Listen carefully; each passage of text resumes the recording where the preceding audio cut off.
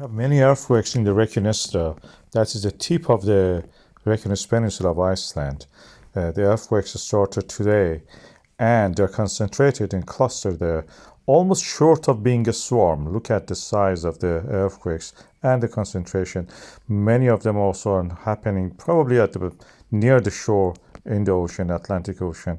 And this is the latest distribution of them, time distribution. The biggest one was around short of the 2.6, 2.7, and they're all happening along the boundary between the Eurasia and the North American plates. At the moment, we don't have any eruption, unlike what we saw in the, for example, of Reykjanesá, that we have a cluster of the earthquakes. But nothing in theory can stop it to have an eruption in the ocean. However, we will not see it. This is happening in the deep waters. What we can see is that they release the fault lines engaged in one point and transfer the movement to the next, which will be the L dwarf and the Svartsengi volcanic systems. I have a video about this previously made in a similar situation before a recent eruption in the Svartsengi. Please watch that. A cluster of the earthquakes has started in the Reykjanestá. That is the end point of the Reykjanes Peninsula, a peninsula in the Iceland which extends from the west to the east.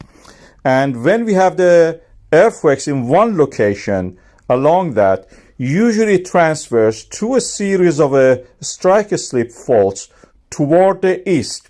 We are lucky that the Reykjanes Peninsula is in that direction, longitudinal. That makes it very easy structurally to see how the earthquakes are transferred.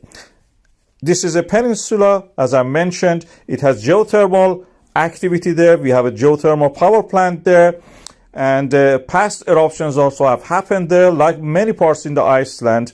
Is Iceland created by these activities? When modern earthquakes happens in one location in the west, it gradually through these transform faults and volcanic system transfers toward the east. These are the strike-slip faults that practically we discovered the plate tectonics by studying them on the ocean floor by the magnetic stripes that we could see actually on our charts.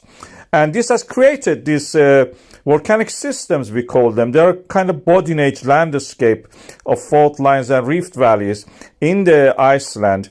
And usually they start in the Reykjanes Ridge in the Atlantic Ocean.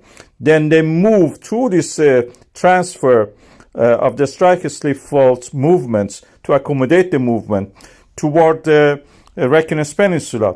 This is where the earth crust is splitting. Atlantic Ocean was created in this way. And the roots of this is deeper in the mantle of the earth, where we have the uplift and convection of the heated material coming to the surface. North American plate and Eurasian plate practically are separated through this uplift of the material, through this extension of the oceanic crust, where everywhere else Gondwana was joining together. There we are splitting of the earth, and these are rooted deep in the core mantle boundary of the earth.